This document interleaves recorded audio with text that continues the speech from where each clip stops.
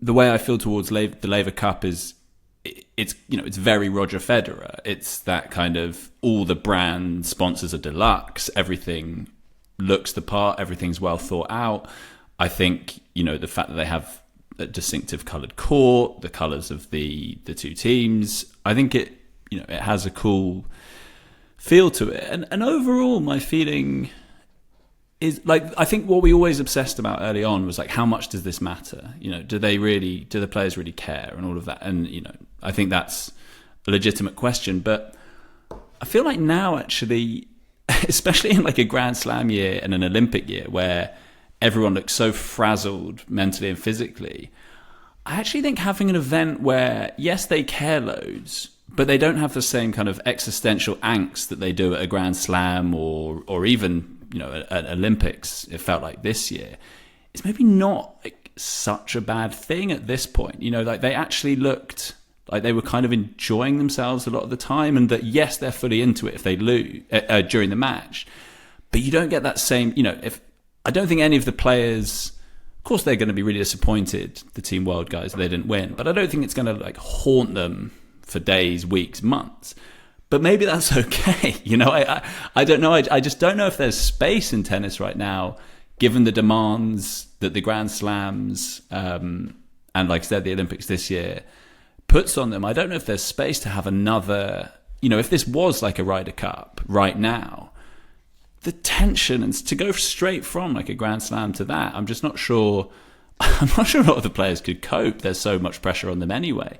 So I kind of think it works at the moment as a kind of, for a lot of the players, the sense I got was actually coming and playing a team event was quite sort of liberating, that they weren't going straight to a big, to getting back on the hamster wheel of the tour. Now, obviously the retort there is, well, why don't, what about Davis Cup? Couldn't they get the same kind of decompression and lift of being in a team from going and doing that instead? And that's a perfectly legitimate question. But at the moment, the Laver Cup has a lot to offer. I do think the Federer of it, the fact that you get exposed to so many legends of the game, and it's not just the captains, but there are lots of former players who are there, and I think that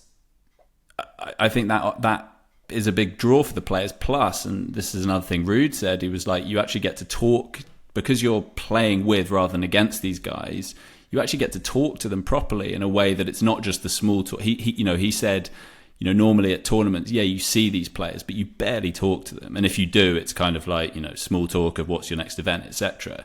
He said with this, you actually get to chat to them. You get to know them. And I do think there's something in that. And my sense overall, the way it felt to me, it looked a bit like if you've been working from home for a while and then you actually go into the office and you actually see your colleagues and you're kind of like, oh, this is actually quite nice. And I'm sort of, it feels a bit less intense and a little bit more relaxed. That was kind of the feel I got. And that was nice, seeing that different side of the players. And I think they really did relish being in that slightly different environment.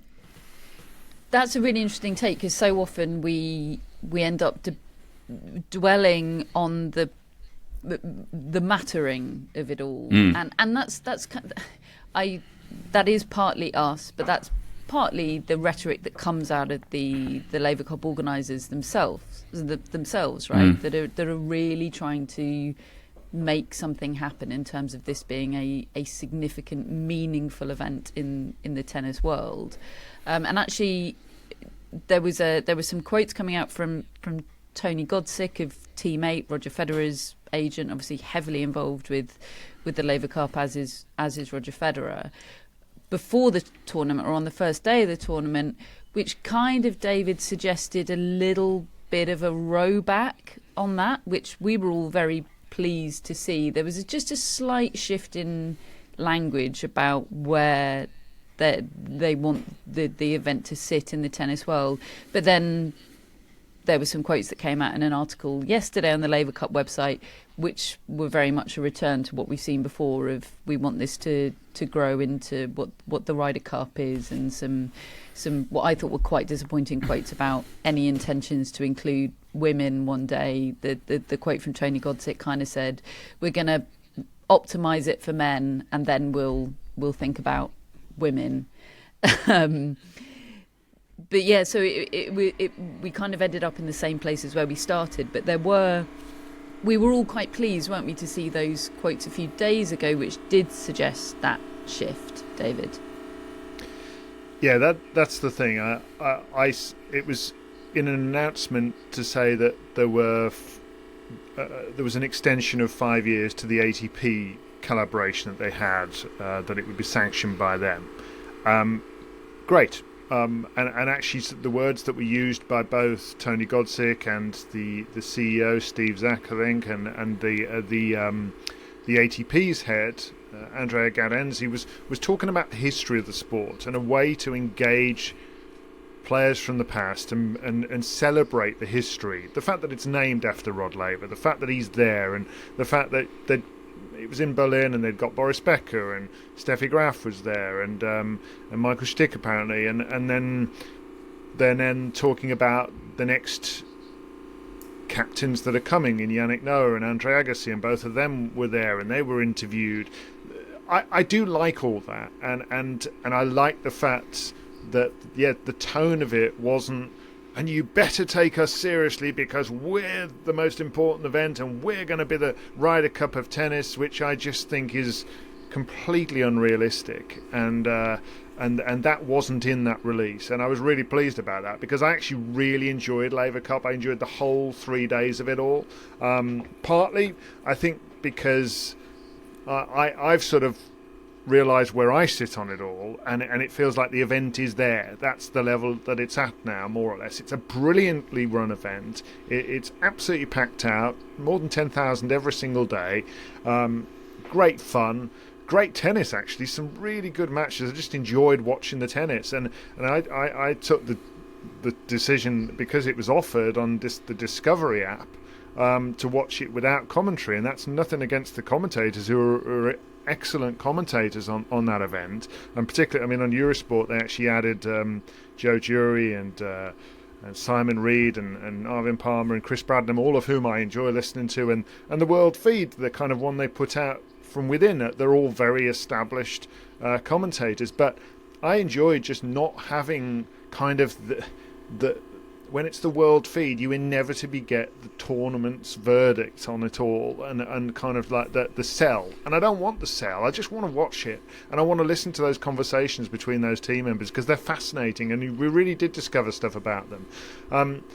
But then the quotes that were then added in this separate article were again referencing, the Ryder Cup has got a 90-year head start on us, is what Tony Godsick said. And okay, yes it has, but I'm sorry, you're never going to make people care in the same way about Team World. You are just never going to achieve that. And because all of Europe's team and all of Europe is part of the world, part of Team World as well. Okay, so that doesn't work. And the bottom line is, I absolutely enjoyed all of this, but I didn't have this knot in my stomach about everything that was going on because I cared so much about who won and lost. And I think that applies to most people. I think the players in the moment, they're really competitive, they really cared, and they really wanted to win. But they will go on next week and they won't think about it too much. If you lost the Ryder Cup, that stays with you. If you win the Ryder Cup, it stays with you. And it's just one of those things, and I think that's absolutely fine. So I'm much more comfortable with it now generally, and I mean, I'm sure we'll talk about the actual tennis, which was just great fun and great competition, and there were like little narratives that were building, that are built all year long, and then were coming like another instalment of it, like the Taylor Fritz Alexander Zverev match, and those sort of things. I enjoyed the 3 days. And taking what Charlie said, David, if it did matter, like the Ryder Cup, if there were knots in people's stomach, maybe you'd lose some of the actual USPs of the Laver Cup, which is the slight levity of the players. The weight of the tennis tour seeming to be sort of slightly lifted from them, and the looseness of their interactions with one another. I think that's a really interesting way of looking at it. It is quite a hard balance to strike, because I think in the past I've always been like, oh, they should totally lean into the exhibition side of it. But actually, I hate exhibitions, really, in terms of, like, I hate it when players aren't trying. And it doesn't seem to matter to the players. So I sort of caught myself there and thought, no, as long as the players sort of matter enough in the moment, and they seem to care enough in the moment, and the matches are good and the entertainment is there, I can get on board with that. But just as David said, I could really do without the constant sale of, this is the best entertainment we've seen all year, and this is going to be tennis's Ryder Cup. I just think it is a hard balance to strike between those two things. But like personally, I've sort of found that place now myself. I'm like, this isn't the Ryder Cup, but nor is it an exhibition. I'm going to enjoy it for what it is in terms of, great content from these players, great matches. It's going to look great, and it's a nice break from kind of everything else that we have. And I think the bigger problem is the tennis schedule as a whole. Like there absolutely should be room for an event like the Laver Cup in tennis, and I think if the rest of the tour had some proper rest periods built in where an event like Laver Cup could fit in, it would make so much more sense to me. And I think I've kind of found a bit of peace myself with the Laver Cup in terms of where I'm at with it, and I feel confident that I can just keep enjoying it from now on. But there are still those little things that grate on me just a tiny bit. I mean, I think on the sort of point about bigging itself up, I do think it's funny because, I think there are times when it doesn't need to so much, and everything is so bombastic. And it's funny, at the launch event, it's all this sort of gala black tie do, and it's great.